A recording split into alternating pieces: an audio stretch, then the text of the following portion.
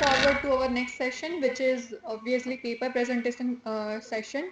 And to chair this session, we have our professor, Dr. Amit Prajapati, and participants will present papers on diverse themes ranging from Dalit literature, sociolinguistics, translation studies, indigenous knowledge systems, Sanskrit linguistics, AI and language education, and many more. And we request all the presenters to strictly follow the time limit, which is maximum 7 to 8 minutes. And our first presenter is our very own Dr. Rekha Paresh Parmar. Her topic is the role of language, Dalit identify in marginal literature. Let me correct here. It was the earlier deadline when I told that our earlier session would be over by 3 o'clock. It is already 3:25. So I will request all of you to complete within 5 minutes. If you complete within 3 minutes, I will be very happy. खाली हम join जता रहिए. What's the time now? Oh, it's good afternoon to all. Respected dear Amit Bhai, all my students, scholars, and my topic is the title, the role of language, Dalit identity and marginal literature. From the morning we have been listening about English as a foreign language and Indian languages and all. I have a different perspective from Dalit writers' perspectives, how they think about all these languages and how they write about the society and all, right? So the language is a means of communication. This shows the mindset and ideology of the speaker. The prime aim of literature is happiness. Marginal literature is about agony and pain. Shame, sorrow, anger, and indomitable hope are common stuff. It's about the bitter reality and fact. Dalit, oppressed, broken, and depressed is not a new word. It was used in 1930s as a Hindi and Marathi translation. The British called the untouchable people as depressed classes. The word Dalit is a symbol of change and revolution. The present paper will focus on the language used in various poems, short stories, autobiographies, novels, etc., written by the Dalit writers, provided useful insights on the question of Dalit identity. Dalit literature questioned the mainstream literary theories and upper caste ideologies and explored the neglected aspects of life. It's an experience based and true. This experience takes precedence over speculation. The writers make use of the language of the outcasts and underprivileged in Indian society. Out of anger against the age-old oppression, the Dalit writers' expressions have become sharp. Language is the most complex and inspiring component of being a part of civilization, yet it's a very common of all human resources. In Indian traditional or classical literature, Dalits are not given a position and mainstream authors portray them as strange individuals. They were seen as illogical and inferior to others until they started writing their own literature. A complex and interdependent connection exists between language and culture. Culture is communicated through language. Different ethnic group, cultural group and community has their value system, lifestyles and beliefs. Dr. Bhimrao Ambedkar is considered as the father of Dalit literature and the main architect of the Indian Constitution. So he is followed by many Dalit writers. They apply Gayatri Spivak's influential essay, Can the Subaltern Speak? As a reference to the colonized paradigm. The Indian caste system, socio-cultural and economic structure is defined under this framework. The voice of the untouchable people was muted, have now built their self-identity and show a realistic picture of the age-old real narration of their suffering, pain and exploitation. A linguistic framework refers to a structured approach used to analyze and understand language. The organization of text Writers' use of choice of specific words, sentence structure, the meaning of language in context, and considering social and cultural factors are significant with reference to marginal discourse. Om Prakash Valmiki's autobiography, Jutan, Babitai Kamble's autobiography, The Prisons We Broke, Urmila Pawar's memoir, The Weave of My Life, and Faustina Bama's autobiography, Karukku, are the very unique examples of various Indian languages. Kancha Ilaya is an Indian political theorist, social activist and author, advocates for Dalits to get their education in English. So Dalit writers, they promote to get education in English language, not the regional. As we all know that Sanskrit was not allowed for the untouchable communities in the past, Ilaya in his Why I Am Not a Hindu provides vivid illustrations of caste-based discrimination and Dalit Bahujan communities face daily. Now, Chandrabhan Prasad is an Indian journalist, writer, activist, and political commentator who belongs to a Parsi Dalit community. With him, other activists honored Lord Macaulay's birthday. So we hear that we have to leave decolonize and we have to leave Macaulay, but the Dalit writers, they like to follow Macaulay, and they say that they celebrated his birthday, and with him other activists honored Lord Macaulay's birthday and built a temple honoring English Devi, goddess English. They believe that Indian languages are very Brahminized and Sanskritized, isolated from Dalit presence. This becomes an obstacle to Dalit freedom. Dalit literature is seen as a protest literature like Afro-American slave stories. Language in Dalit literature goes against the established code of standard language, pure, classical, divine and cultured, or the academic languages. The so-called decency is the most suffocating term. It chokes the Dalit voice, has a different vocabulary and speech. It depends on the education and socio-cultural background of the writer. They outstep the rules of the dominant grammar. Elderly Dalits are also addressed disrespectfully by the caste people. Untouchable people face discrimination in their workplaces. Talents in Dalits would never be recognized, but any success of a Dalit is attributed to the policy of reservation, which is an equivalent of affirmation action in the United States of America, Canada, and other countries. The so-called higher caste people continuously victimize the marginalized Dalit community. Social injustice, suffering, want, exploitation, and pain are very common and continuous for the untouchable people. Dalits have a culture of their own, a unique tradition of living their own adventures and tales of courage. Mainstream literature has rarely touched these aspects of downtrodden people. For example, Raja Rao's Kanthapura, Mulk Raj Anand's Untouchable, Arundhati Roy is the God of Small Things, Indira Parthasarathi is the Legend of Nandan and the River of Blood, R.K. Narayan's Malgudi Days, Arvind Adiga's The White Tiger, etc. Roy's novel, The God of Small Things, narrates a horrifying situation and the brutal torment of the Dalits.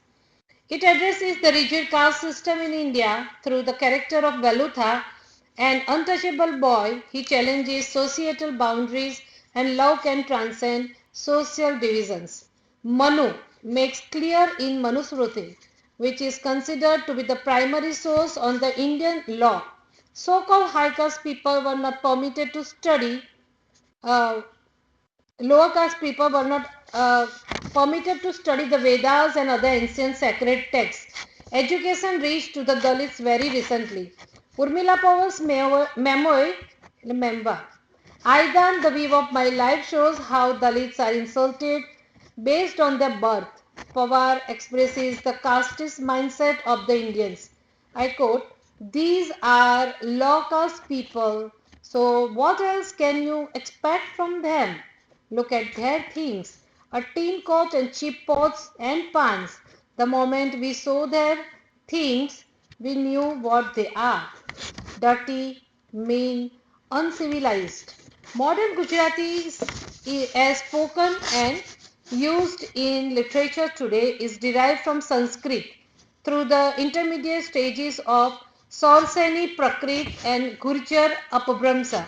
Like other language of northern and central India, Gujarati belongs to the Indo-Aryan family of language. The response to Dalit literature was a stony silence. The discussion in the 90s focused on the difference between Lalit is aesthetic and Dalit writing. There is an unbridgeable gap between the aesthetic and the ideological is opposite to each other. Dalit literature is safely kept out of canonizing process as far as Gujarat is concerned. Dalit writers express their languages with constant experiments with various cultures like literary classical, the folk colloquial, and the dialectal. They use the dialect of their native villages as well as the languages of urban ghettos. Initially, the Dalit poetry manifests the use of literary Gujarati, but later distinguished poets like Dalpat Chauhan and Nirav Patel created a parallel world by weaving together the literary and folk elements of language.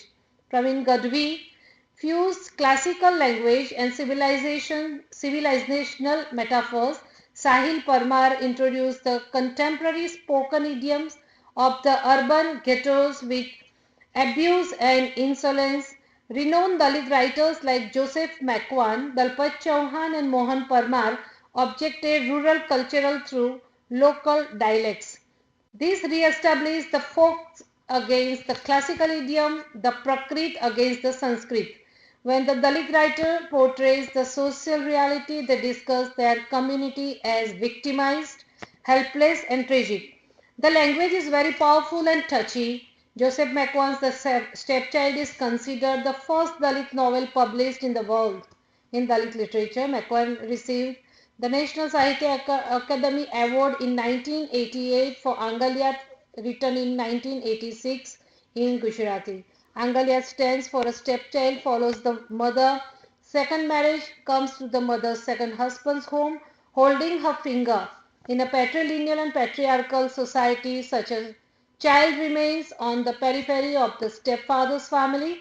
The short story as a form of art was born in the USA and then developed in Russia, France, and England. The first Dalit short story is said to be written by Joseph Makwan, Jivan Dori Lifeline, but Mohanlal Patel's Bhutkal Vina, No Manvi Man Without Past was published in 1954. It was the beginning of a new era, bringing a freshness to native Gujarat. Its dialects are realistic representation of the lives of the Dalits. It is about the problem of Dalits' life, their hopes and their fears.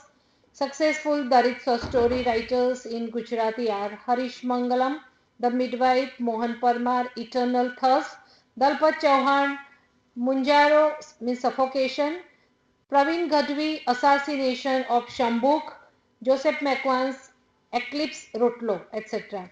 Arvind Vegra's short story, The Swing depicts the psychological anguish of the protagonist Dinesh, faces the attitude of the high caste people towards the Dalits has not changed much even after many years of independence. Dharma Bhai Shrimali's story Oblation narrates the religious bigotry of the Hindu society. Raghvaji Mandad short story Betrayal is a realistic commentary of social discrimination. BN workers, one told world. Let me say, okay. Now, Shailesh Kumar Christie's Kuldipak is a tragic tale of a Dalit woman selling her body on medical expenses for her son. Nirav Patel's one poem here is anger against the caste Hindus and his angst for the identity and the word, abusing words we can say are used for the so-called low caste Dalit untouchable people and even the okay. The word is when you call me Dhed, D-H-E-D, Dhed, Bhangya, Chamadia, all these are spoken words. So one is Dhed. Nirav Patel writes, I am hurt and wish to slap on your face when you call me Harijan. I am humiliated and wish to spit upon your back. So this language is not artistic like the Lalit language. It is a Dalit language where you find the reality, fact, bitter reality, right, and naked truth. And wish to spit upon your back. Sometimes we find becalling also, abuse, ગાળો પણ અંદર હોય Dalit literature, right? So I'm insulted and wish to monkey at you. 2 minutes. Conclusion. These humiliating lines by the poet show his agony of the pain in society.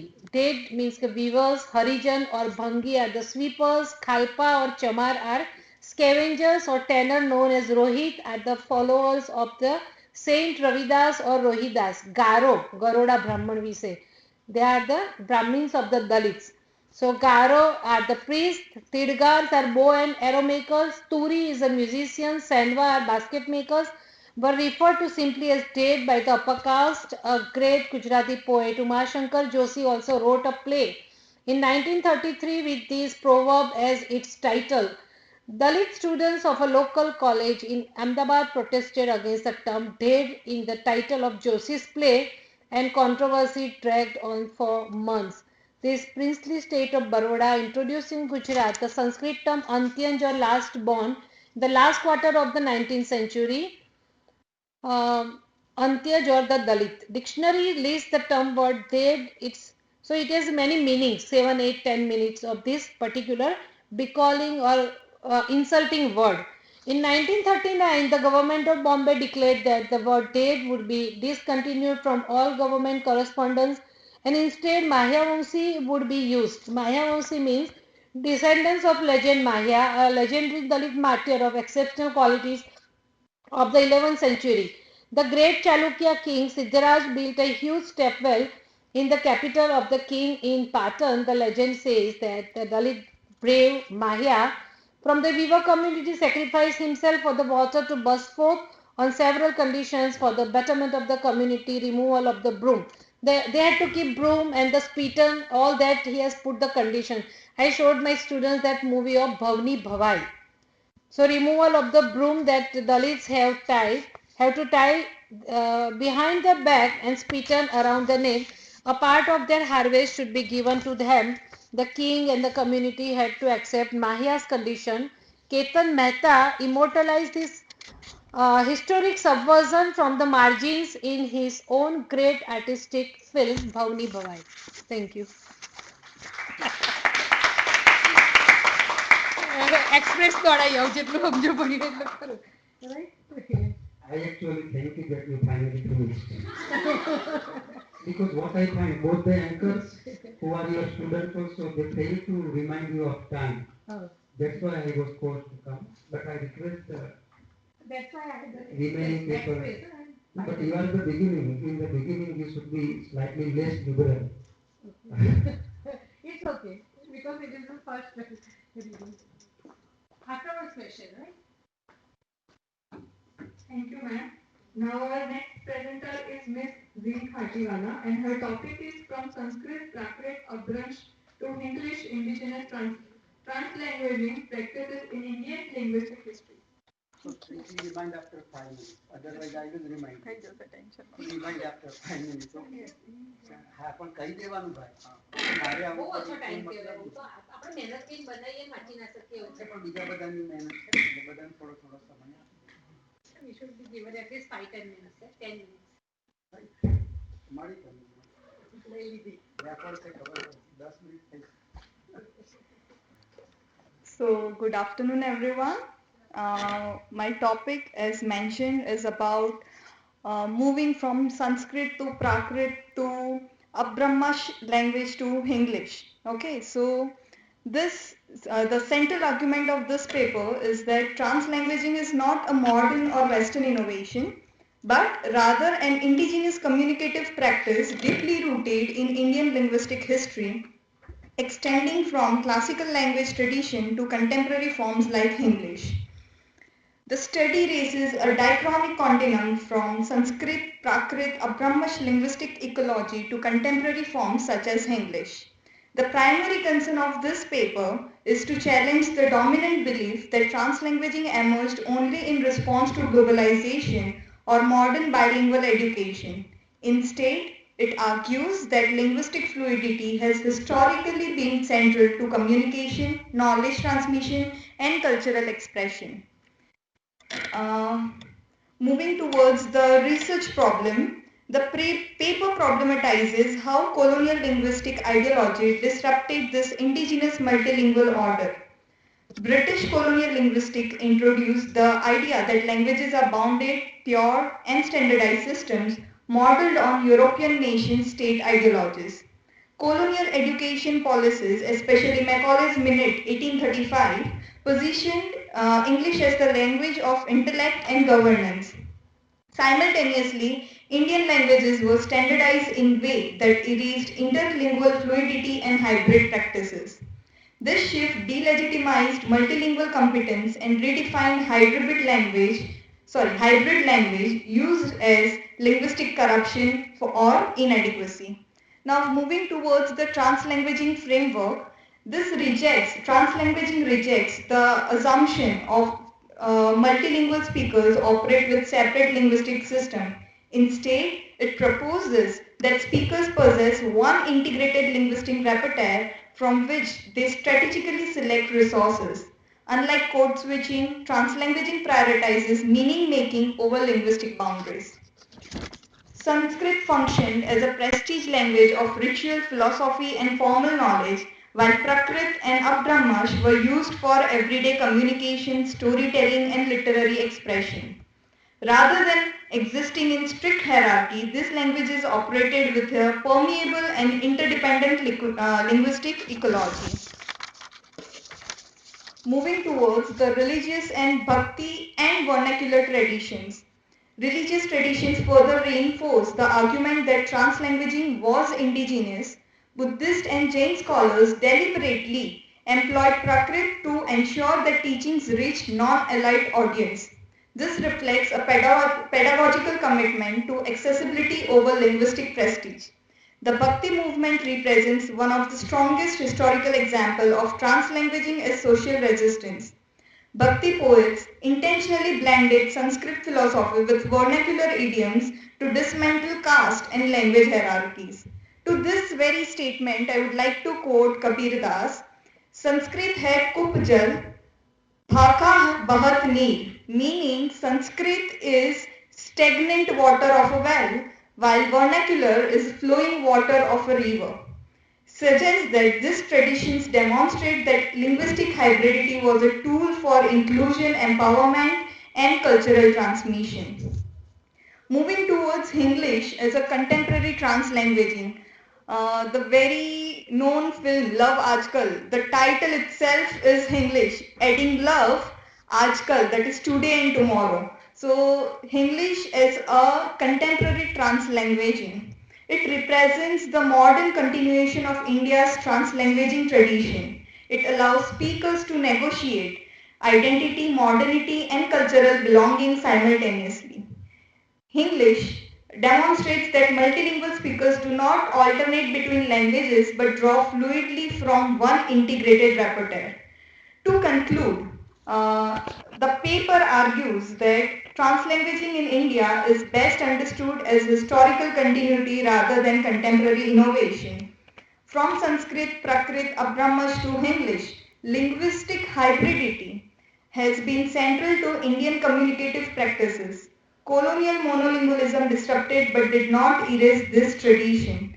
Recognizing translanguaging as indigenous enables the decolonization of linguistic historiography and pedagogy. Ultimately, translanguaging emerges not only as teaching strategy but as a reclamation of India's linguistic epistemology. Thank you. Our next presenter is Mr. Devang Darji, and his topic is Preserving the Linguistic Identity of the Kangasya Community, a Socio-Linguistic Case Study.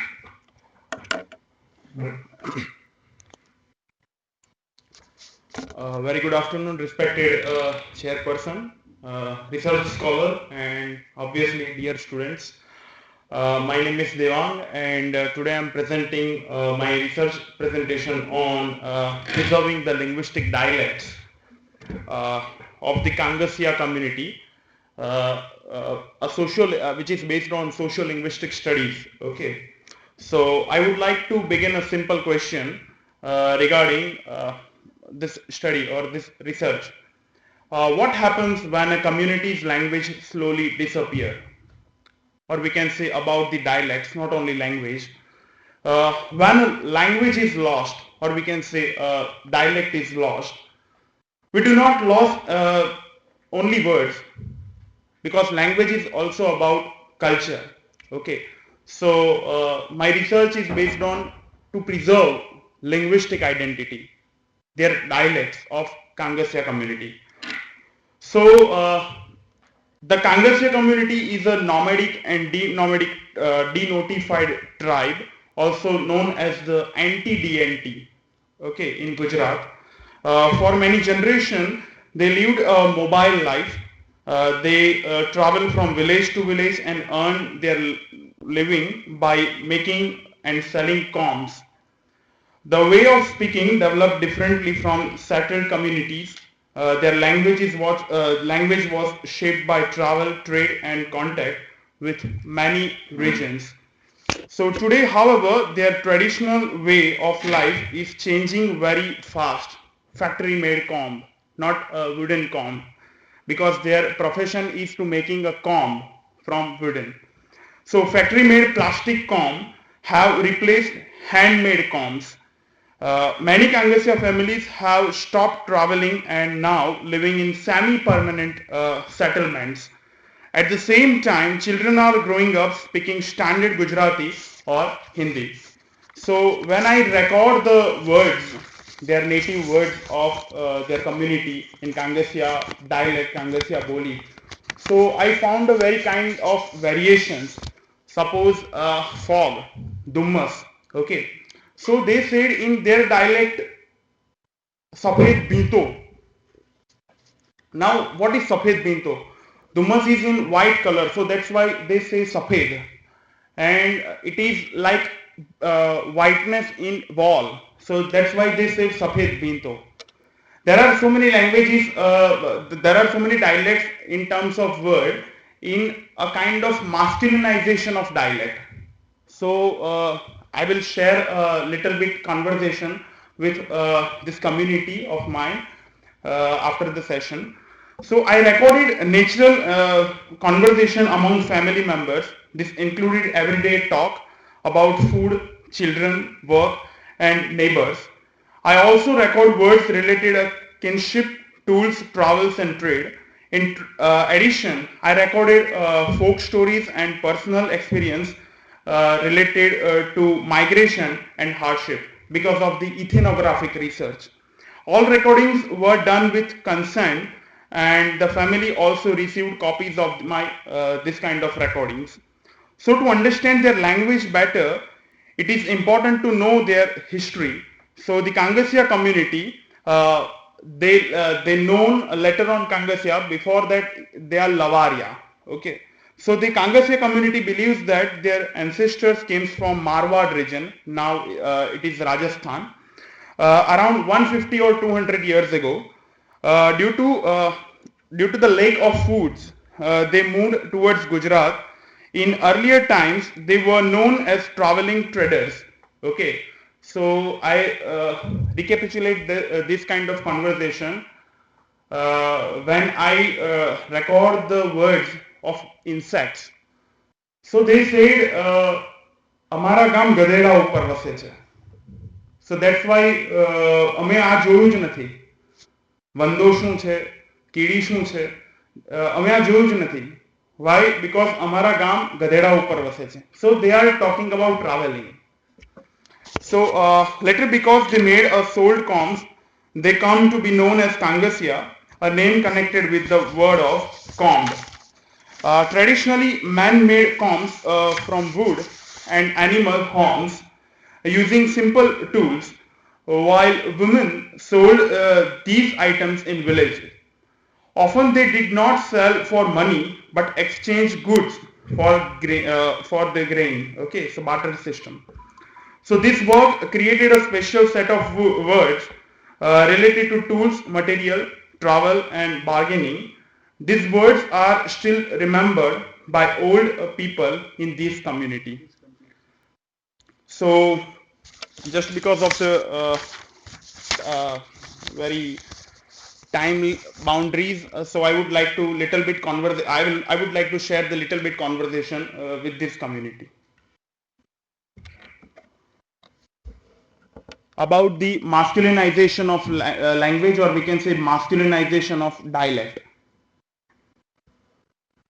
Okay Nathiben હવે આપણે ઘણા બધા શબ્દો record કર્યા અને સામાન્ય રીતે ગુજરાતી ભાષામાં ત્રણ જાતિનો સમાવેશ થાય છે. કોઈ પણ શબ્દની જ્યારે વાત કરીએ, ભાષાની વાત કરીએ, ત્યારે કોઈ પણ શબ્દની ત્રણ જાતિ હોય: પુલ્લિંગ, સ્ત્રીલિંગ અને નપુંસકલિંગ. જેમ કે આ પાકીટ છે મારી પાસે, તો પાકીટને હું એવું કહીશ કે પાકીટ કેવું. મારી પાસે આ ચોપડી છે તો હું એવું કહીશ ચોપડી કેવી. મારી પાસે લોટો છે તો હું કહીશ કે લોટો કેવો.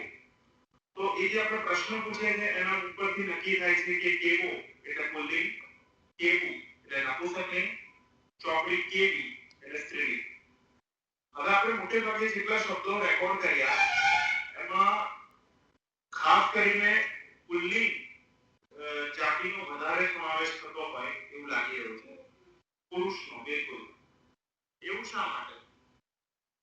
એટલા માટે કે સામે પુરુષ બેઠો, સ્ત્રી બેઠી હોય, મારાથી ઉંમરમાં મોટી હોય તો મારું તમે કરી નાખ, મારાથી નાની હોય તો તું કરી નાખ. તો સામે મારા જોડે પુરુષ નાનું હોય મોટો હોય એટલે એક જ વાત થાય કે ભાઈ કેવું સારું, બરોબર.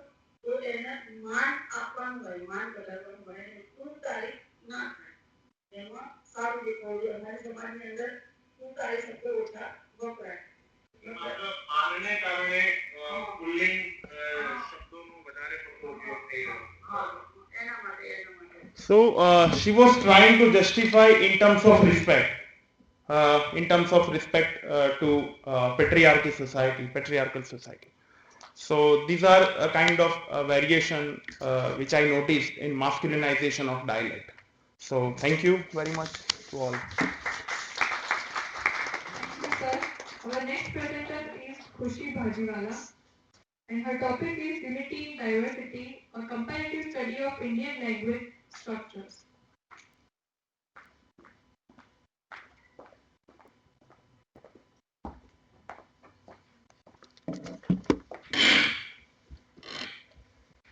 A very good afternoon to respected chairperson, esteemed faculties, research scholar and all the dear students. Today I stand before you to speak on a topic that lies in heart of every Indian civilized identity, that is unity in diversity, examined through the lens of Indian languages. India is one of the most linguistically diverse country in the world. Hundreds of languages and thousands of dialects coexist within its boundary. Traditionally, these languages have been classified into Indo-Aryan, Dravidian, Austro-Asiatic and Tibetan-Burman. While this genealogical classification helps us to trace historic origins, it does not fully explain an important reality that Indian languages, despite their diversity, share deep structural and conceptual similarities. That is where the Indian philosophical idea of unity in diversity becomes extremely relevant. Instead of viewing linguistic diversity as a fragmentation, India thought understand diversity as an expression of an underlying unity. My presentation today explores how Indian languages, through different inscripts and vocabulary, are connected at phonological, morphological, syntactic and semantic level. Let me now briefly highlight the similarities. First, let us look at the phonological unity or similarity in sound system. Indian languages share a highly systematic classification of sound based on place and manner of articulation. For example, the consonant series like ka, kha, ga and ga exists in Sanskrit, Hindi, Gujarati, Marathi and even influences Dravidian languages like Telugu and Kannada. Another striking example is the presence of retroflex consonant such as t, th, d, d, n, and p. When next we find unity in morphological pattern or word formation. Indian languages commonly uses suffix, case mark and postpositions to indicate grammatical relationship. Finally, one of the strongest area of unity lies in syntactic structure, especially word order, that is subject, verb and object pattern. To conclude, the linguistic diversity of India is not a sign of disunity. Beneath its difference is a script, vocabulary and genealogy lies in a profound structural and conceptual cohesion. Indian language share common patterns of sound, grammar, syntax, meaning and worldview, shaped by centuries of interaction and a shared cultural constraints. Therefore, unity in diversity is not merely a slogan of philosophy in India, it is a linguistic reality. Recognizing this reality has significant implications for linguistic research, education, and cultural understanding. By adopting an interrogative indigenous approach to language study, we can better appreciate India's linguistic richness while strengthening the shared culture identity that binds our language together. Thank you. Thank you, ma'am. Our next presenter is Ishita Sharma, and her topic is Magahi folk songs in translation, cultural memory and indigenous knowledge within the Bharatiya Bhasha Pariwar.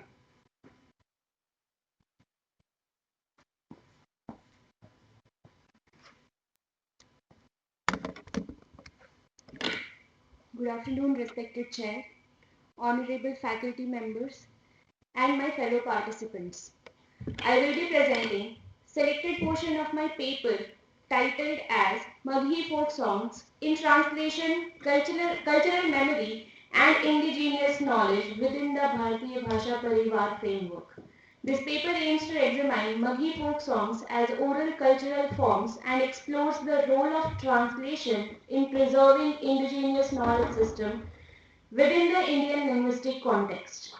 Maghi is a language spoken widely in the Magad region of Bihar and parts of neighboring areas like Bengal and Jharkhand. Historically, it has functioned primarily as an oral language, sustaining itself through everyday communication, folk narratives, and song tradition rather than through institutional literary forms. So, this language does not have a grammar till now, it has not been scripted, and that is why it's facing a lot of difficulty in sustaining, and that's the reason that I have decided to work on it. Despite this cultural richness, Maghi has remained largely absent from mainstream literary and translation discourse. The absence is not due to lack of expressive resources, but rather to the privilege of standardized and written language within academic cultural institution. This paper attempts to foreground Maghi folk song as important sites of cultural memory and indigenous knowledge. It argues that translating these songs is not merely a linguistic exercise, but a culturally sustaining practice that allows oral tradition to survive beyond their immediate speech communities. In doing so, the paper situates translation within an Indian framework that values cultural continuity over strict textual equivalence. The study draws upon Indian perspective on translation, particularly Sujit Mukherjee's understanding of translation as an act of discovery. Mukherjee suggests that translation in the Indian context has historically prioritized cultural intelligibility rather than word for word fidelity. This perspective challenges dominant translation models that assumes the existence of stable written original text. In contrast, many Indian literary and cultural forms, especially folk tradition, exist in fluid, performative context where meaning is shaped by repetition, memory, and social interaction.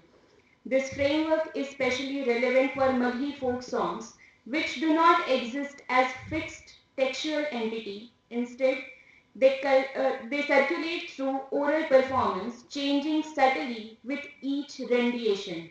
Translation therefore involves interpreting cultural meaning rather than reproducing a single authoritative version. Linguistic documentation such as George A.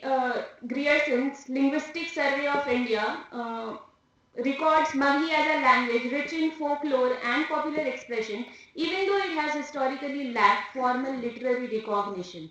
This this observation highlights an important contradiction. Language like Maghi have sustained complex cultural traditions through oral forms, yet remain marginal with institutional literary histories.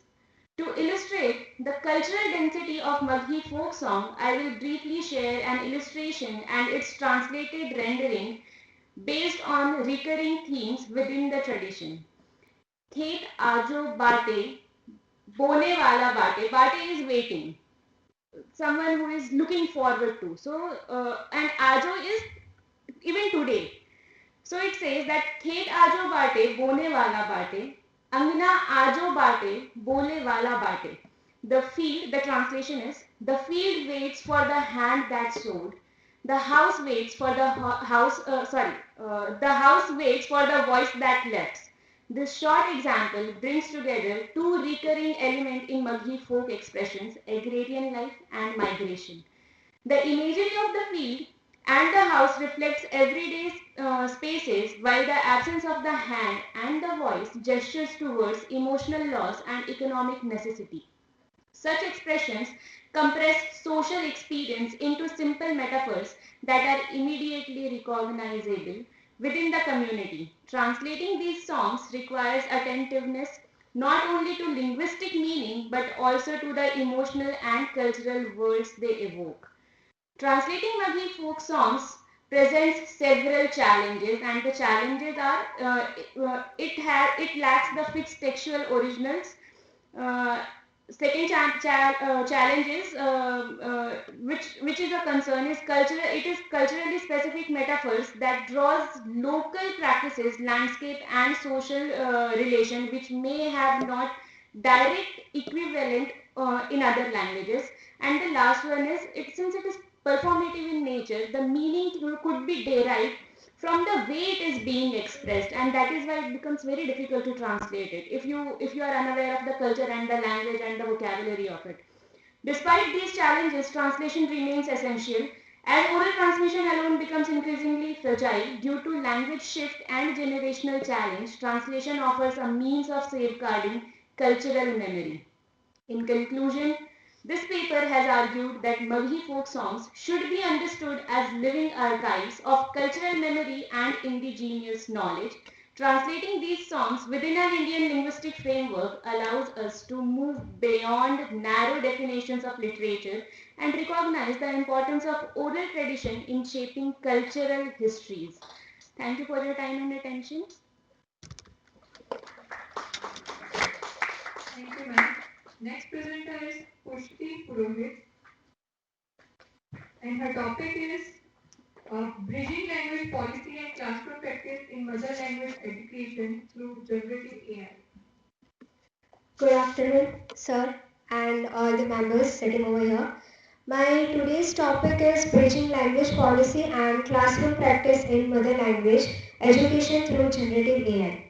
So this says that India's higher education system functions within a highly multilingual social context, yet classroom instructions, academic text and assessment are predominantly conducted in English. For many undergraduate students, especially those from rural areas, regional medium schools and first generation learners, English is not language in which we naturally think to process ideas.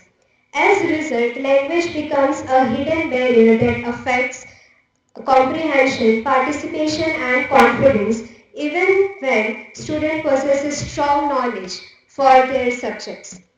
This situation highlights the need that supportive mechanism that address language challenges without lowering academic standards. So the gap is like a National Education Policy 2020 strongly advocates multilingualism, equity, and learner-centered education. It recognizes that learning in the mother tongue improves understanding and inclusion. However, At the level of higher education, this policy ideals remain under implemented. English continues to dominate classrooms due to institutional rigidity, lack of resources in regional languages, and limited teacher training. This creates a clear gap between policy intent and classroom reality. So, moving forward, need for practical solution in higher education. While curriculum reforms and textbook development in Indian languages require time and large-scale investment, students need immediate academic support. There is a pressing need for flexible, scalable tools that can assist learners within existing English medium system. This is where generative artificial intelligence emerges a practical and timely solution to support multilingual learning. Now, understanding generative AI in education. Generative AI refers to advanced AI systems capable for producing original text explanations, summaries, and translations in response to users' input. Unlike traditional AI, which focuses on automation and prediction, generative AI interacts with learners in natural language. In educational context, it functions as a responsive learning assistant that adapts to students' linguistic and academic needs. Uh, Gradually discussing about the advantages of using and as a support generative AI in mother tongue that clarify your concepts when you study something that enables students to receive explanation of complex academic concepts in their mother tongue while retaining key English terminology. This bilingual explanation models strengthens conceptual understanding and reduces cognitive overload. Even it reduces of language anxiety and academic stress. Many students experience fear of speaking or writing in English due to concern about grammar, vocabulary, and pronunciation. This anxiety often leads to silence and disengagement in classrooms. Generative AI reduces this pressure by allowing students to draft ideas in their mother tongue and gradually convert them into simple academic English. Improved classroom participation and interaction. Students feel linguistically supported. They are more willing to participate in discussions, seminars, and group activities. AI-assisted preparation allows students to enter classrooms interactions within clarity and confidence. Bridging policy and practice, generative AI acts as a bridge between multilingual vision of NEP 2020 and real classroom practices. It enables flexible language use within existing institutional structures. Through AI, policy principles such as multilingualism and learner-centered education are translated into everyday teaching and learning experiences. With this, I would like to conclude that generative AI offers a realistic and scalable solution to bridge the gap between language policy and classroom practices in higher education by supporting mother tongue learning alongside English. It strengthens conceptual understanding, promotes equity, and enhances student participation. When integrated ethically and thoughtfully, generative AI can transform multilingual education in alignment with the goals of NEP 2020, which also says that it doesn't, it's not important to not study in English, but mother tongue only support students to learn in their more comfort zone so that they can easily understand the concept, difficult concepts in their own way. Thank you.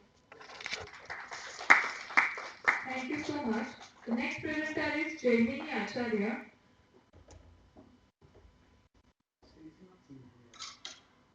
Okay. We move forward to Ms. Chanda Upadhyay. And her topic is From Oral Roots to Written Form, the evolution of Bhojpuri short stories.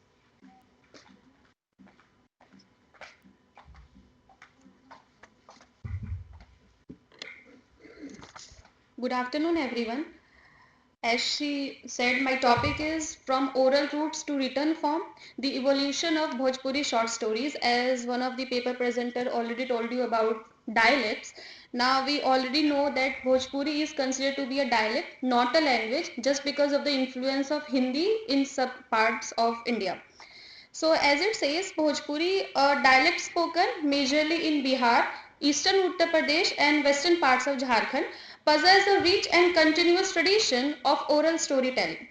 There were few oral forms such as folk tales, narrative songs and performance traditions that have historically functioned as repositories of culture and society.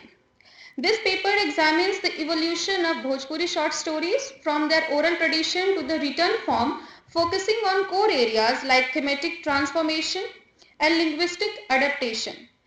Situating Bhojpuri literature within the indigenous framework of Bharatiya Bhasha Pariwar, the study argues that Bhojpuri short stories constitute an essential component of India's literary heritage and plays a crucial role in bringing the dialect into the canon. As the Indian literary traditions have traveled through the lively exchange of spoken and written forms, Bhojpuri literature is a great example of this journey, moving from its strong oral roots into a contemporary period. Even though Bhojpuri is spoken by many and found in many regions, it has been left out of academic discussion because of Hindi language influence and considered merely as a dialect. As Uday Tiwari says, he says, and I quote, the short stories in Bhojpuri provide a valuable way to explore this movement from oral storytelling to written works, unquote.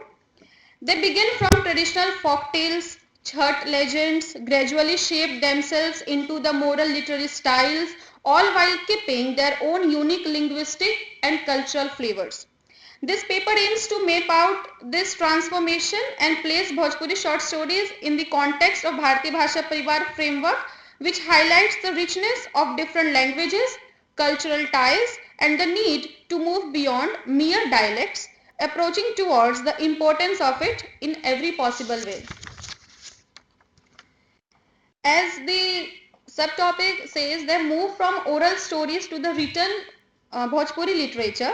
As in the late 19th century and early 20th century, Bhojpuri literature began to shift from oral traditions to the written form. As it was developed just because of the newspapers, periodicals or nowadays blogs which they post in the Facebook. So it gives kind of a pedestal to the Bhojpuri writers to write down about the oral tales and explore different style of writing. Over time, writers began to embrace the short story as its own literary form, which could convey social issues appropriately. By the mid-20th century, the Bhojpuri short story had evolved into a well-known genre among the readers and literates. Writers increasingly employed the form to address contemporary social issues such as poverty, caste inequality, migration, gender issues and unemployment, which is the major one in this kind of areas. Now, the Bhojpuri short story became a medium through which writers tried to bring forth the issues prevailing into the society while adapting to the modern world. Still, writers were very much agile of recent scenario which was impacting the society.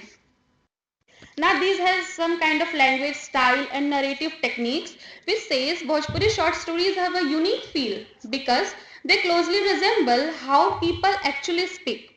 The writers intentionally kept everyday phrases, sayings and local expressions to make the storytelling feel genuine, such as they had more deeper emotions, village life with local culture, new ways of telling stories and organizing them. Even with these changes, the genre has kept its root shaped by the tradition of oral storytelling. And now there are few contemporary challenges and prospects of it. Like despite their cultural and literary value, Bhojpuri short stories face challenges such as limited institutional recognition, minimal inclusion in academic curricula, and the overshadowing influence of commercial popular culture. However, digital media, online literary platforms, and translation initiatives has expanded access and visibility. Now, sustained academic engagement, policy support for mother tongue education, and increased translation efforts can strengthen the future of Bhojpuri short fiction and ensure its continued relevance. Now it leads to the conclusion of my paper. The journey of Bhojpuri literature has marked a significant milestone from being told to have a written form.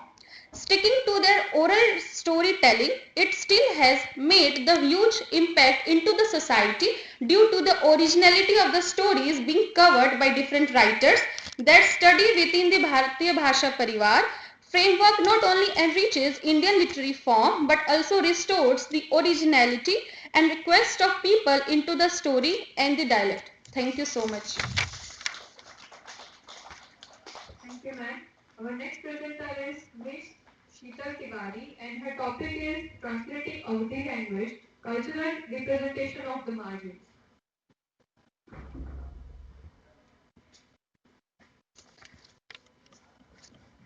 Good afternoon, everyone. Good afternoon, sir.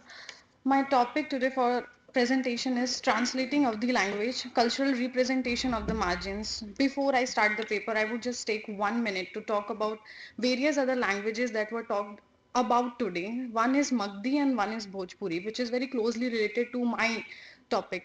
Because people think that whatever the North Indians are speaking, it's Bhojpuri and Bhojpuri only. So Bhojpuri is different, Avdi is different, Magdi is different, but what you said is very much similar to how I speak. So for that purpose, and also because the topic of seminar is Bharatiya Bhasha Pariwar, the reason why Hindi emerged is because they were having too many different dialects that people were speaking in North, and when it was invaded by different rulers, Hindi actually was made or in fact originated so that people will have a same speech everywhere in the north region. Yes, so for that purpose I wish to talk about how, for from what I have read from the Avdi critiques, they have talked about Hindi in that manner, but today we think that all of these different languages, they are just dialects of Hindi, which is actually untrue. So because now I will come to my topic, that is the cultural representation of the margins through translation. So cultural translation is the only or the best way to translate languages like Avdi. The various types of Avdi folk songs are Sohar, Baramansa, Mundan, Viva, Parchan, Gari, Janev, Birha, and Shramgit. The songs are of various types and are divided into various categories as per the occasions they are sung.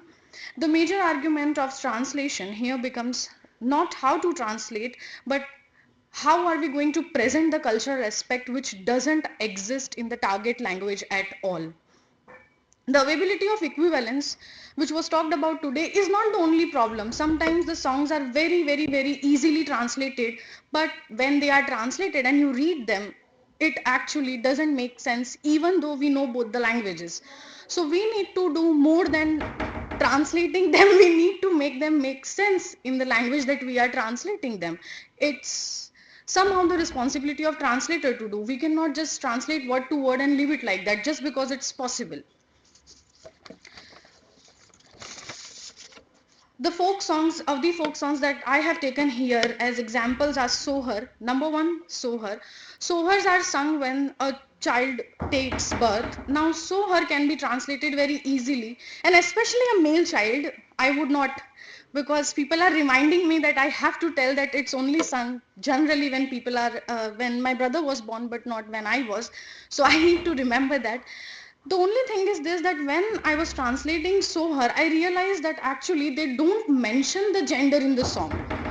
It's the people who only sing it when the male is born and not the female. So when it's good that I translated and I came to know that it's gender neutral. You can sing for the female and the male child both.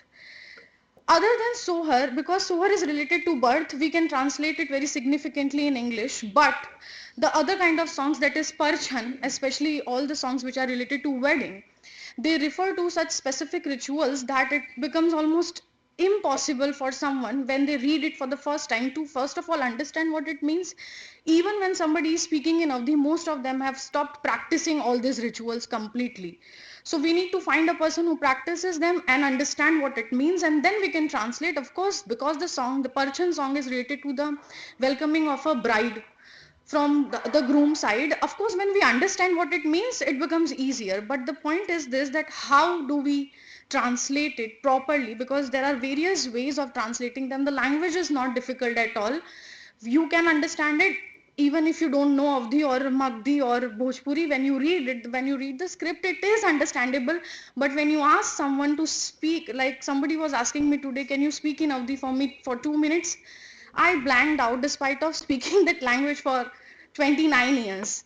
So the point is this, that how, even though I speak it at home, it is not that I only speak it occasionally, I am continuously, in fact it is my first language, I still fail to talk to a person who is a very good friend of mine in that language for 2 minutes.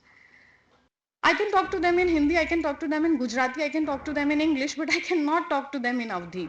I told her that you wait, I will call my mother and you see how I talk to her.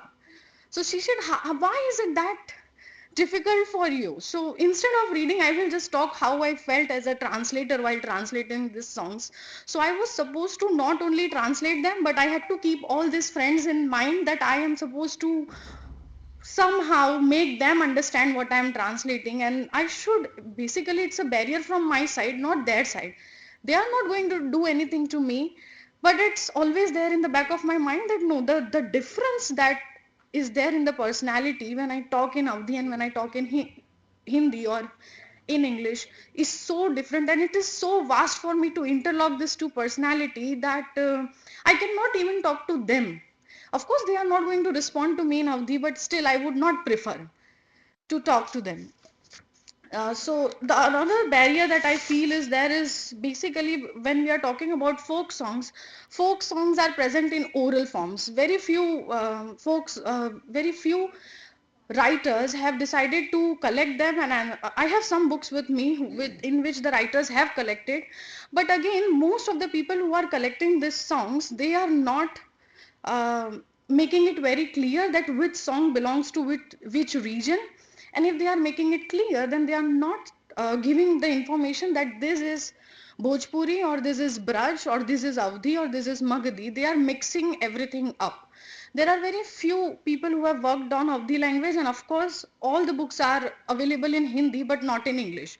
So whatever source we are supposed to get, we will either get from the people who are singing those songs or the books which are basically written in Hindi. They give the very diversified version, but then again, the same problem persists. It is written in Devanagari Lipi, but when you read it, it doesn't seem like Hindi. It seems like a very foreign language, despite of the person continuously speaking it and using it. So that is another problem. Now, when there are some other barriers, like in most of the North Indian languages, the words, and in folk songs, the words bhauji is used a lot. And then the word nanad is used a lot. Now in English, both of them become sister-in-law. How do I explain it? Whether this is a very linguistic problem. Now it is, if both of these people are mentioned in the song in same stanza, I will have to keep them, retain them as they are, Bhauji and Nanad.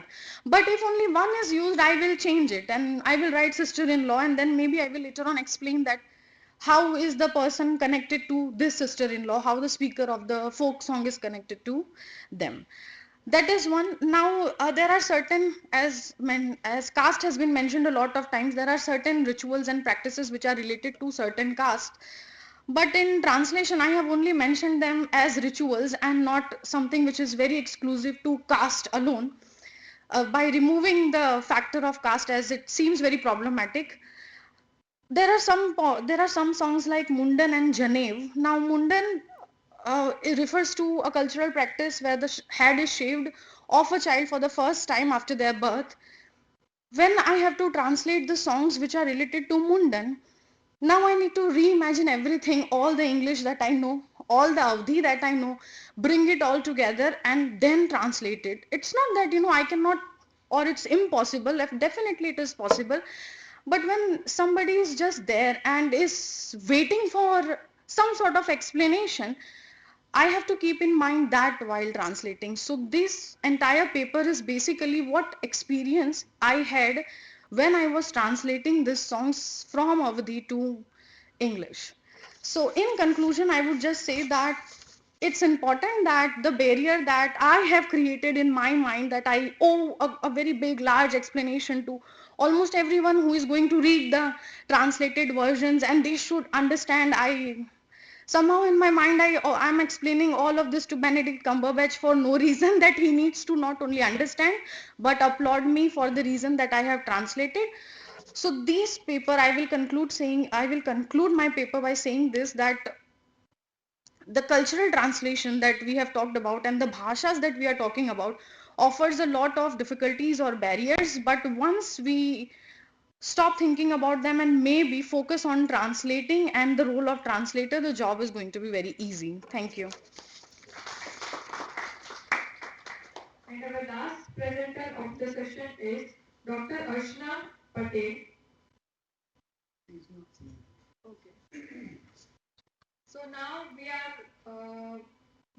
arrived to the end of the session, end of the day, and to making the formal conclusion of the conference, I would like to invite Dr. Joshi for the valedictory session.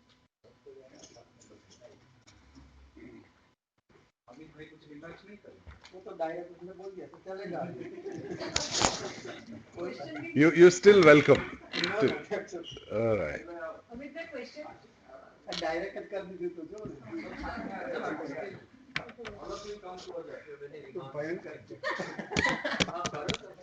No.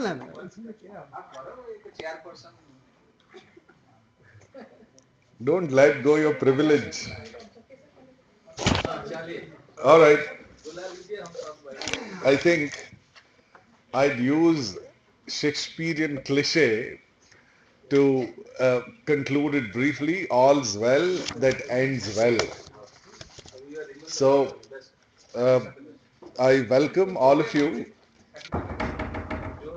all those of you who have stayed this long. I think you deserve a good round of applause for your own selves.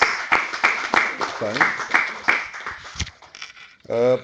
So, with that note of congratulation, we come to the valedictory function.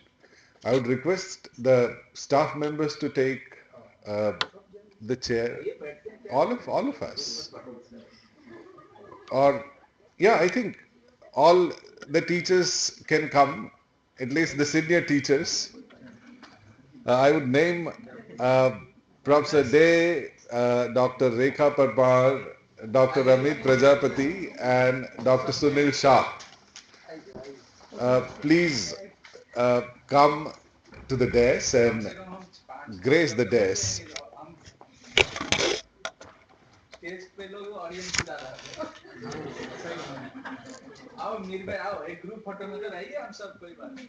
True. So then, with dignitaries on dais, we would conclude this meaningfully. What began as an idea has now seen the light of the day. There were very engaging sessions, keynote and plenary, and I'm sure each one of you would have learnt a lot. Yeah. I think any event of this magnitude, when we conclude, it is important that we know how the participants felt.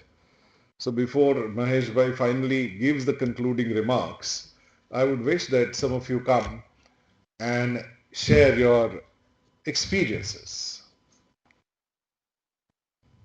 All of you are staring at me as if I asked you for your kidneys. Yeah. You can come here.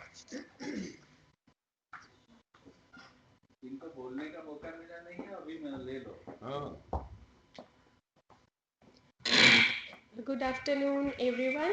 I would literally thank Dey sir for inviting all the research scholars and all the faculty members, all the, all the faculty members for inviting us to this seminar, that is Bharatiya Bhasha Pariwar.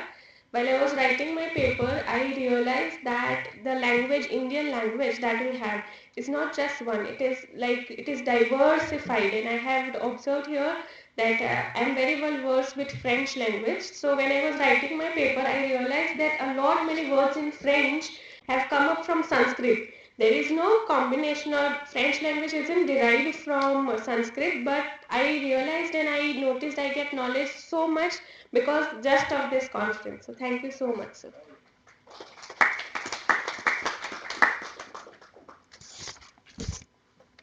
Thank you. We can take one more quick response if someone wants to come and share his or her ideas. Paper reader, yeah. MS students. No comments. Moin. How?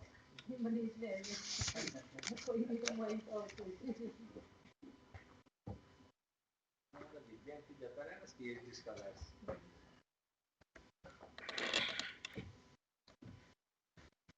It was a very informative session, and we everyone got to know about the Bhasha, Pariwar linguistic framework. And one thing I noticed that there are so many diverse languages in our country. We only know a few of them, so it's thanks to the paper presenters and Professor Mahesh Day and other professors to have organized this program of such a magnitude event, and we were able to not only learn about the language but also how to interact the audience and how to keep it engaging. Thank you. All right, since we're keeping this valedictory very brief, I would request Dr. Mahesh Day, Honorable Head, Department of English, to come for concluding remarks.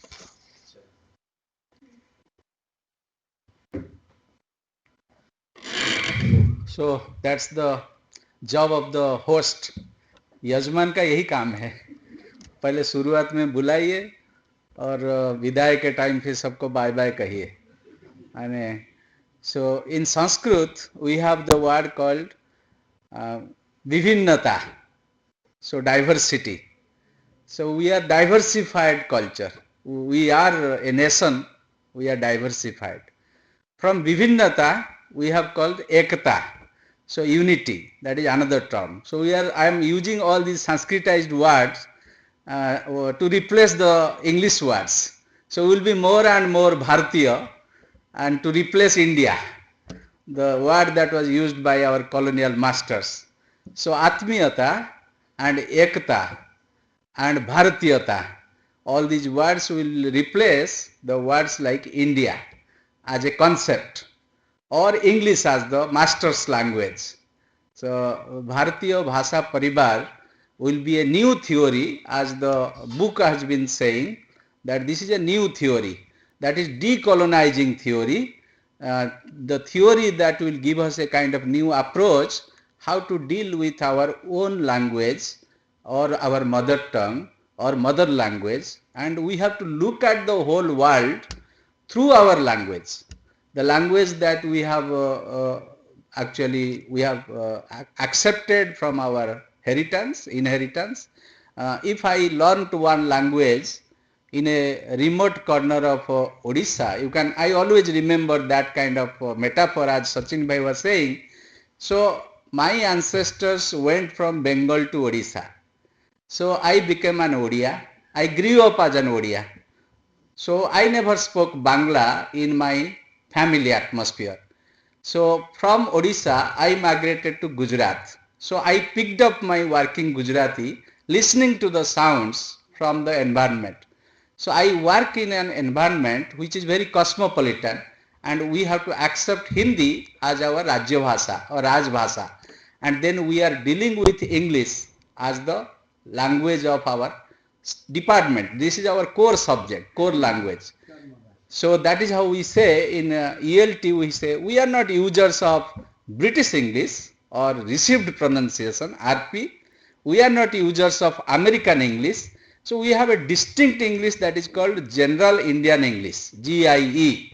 So if we speak the English of Indians, then a South Indian speaking to a North Indian or the West Indian speaking to the East Indian will be comprehensible to one another. So up to that standard of intelligibility we should have. So we should know very carefully what are the common English words. We call them formula dialogues to greet someone and to continue our interaction, how to end our dialogue, and these are the formula dialogues, conversational skill. And then we should also know some grammatical structures. We should know separately some idioms and phrases, and also critical idiom that will give us a kind of orientation how to be more and more critical and within our parameter. So that Professor Bhosle said paradigm shift. The paradigm shift always happens. हम 12 साल में एक युग बदलता है बोलते हैं, 12 साल में एक युग बदलता है. मैंने यहाँ 30 साल गुजारा हूं तो 2.5 युग खत्म हो गया. सो 2.5 युग, तो 14 साल का वनवास, और ये 14 नहीं 28 साल हो गया, तो 2 वनवास complete. So that's why you can imagine if we are having a seminar sponsored by the government of India, कितना अच्छा खाना मिल गया, और सुबह से ना पढ़ाई है ना क्लासरूम अटेंड करने का दिक्कत है, आराम से आओ, नाश्ता खाओ, खाना खाओ, खाली सुनने का थोड़ा. So and even Sachin sir said you can sleep because it is democracy. तो ઊંઘ પણ લઈ લેવાનું, થોડા बहुत झटका પણ લઈ લેવાનું. So everything is possible because we live in a cultural landscape that is called India. ये भारत है, सब कुछ संभव है, तो हम सब कुछ संभव कर सकते हैं. So हमारा पीढ़ी तो गया, आई ऑलवेज हमारा खत्म हो गया टाइम. हम अभी काउंटडाउन मेरा तो चालू है, तो my younger colleagues will take over.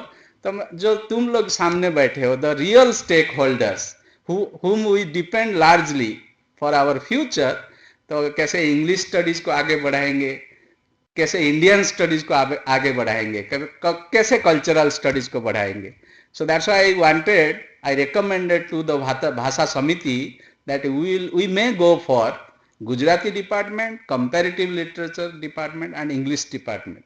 So I invited both the heads to be with us. On the campus, we are the 3 departments dealing with language. So anyhow, so they were giving support and we could end to the session. Now we will distribute the certificates to those who are present on the occasion, and we will wind up with our tea. High tea. High tea is not there, only tea.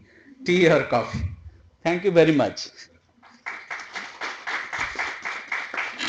So we have organized tea. High you can organize on your own. All right. Find out your own highs. So distribution of the certificate would happen outside, or यहाँ पे ही दे देते. All right. Give me the bunches. I'll read the names, and the people should quickly come. These are the presenters. Okay, from presenters, Dr. Archana Kumari. Is she present? All right, we have Tiwari Sheetal. Run Sheetal. आओ photography ले लो उसके. जो अमित भाई दीजिए, आप दीजिए, हम खड़े हैं साथ में. आ जाओ. Chanda Upadhyay.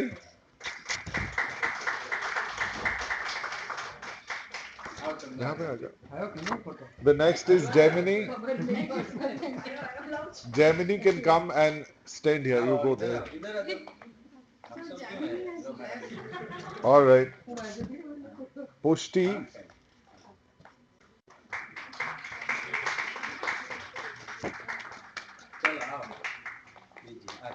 Ishita. Is Ishita around? Yeah. Yes.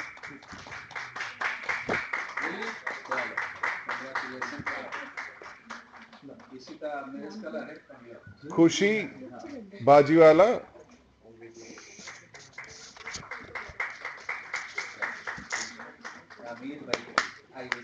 Z. The volunteers can give them. Some of them are ये not participants से भी यहाँ दे देना. आप देखिए, आप और Presenters ना नहीं इट्स है ओके तो आप पार्टिसिपेंट्स ना अपने बाहर जाती दिए I'll get So participants, please receive your certificates before you have your tea at the counter outside. So with this, we come to an end of this particular function.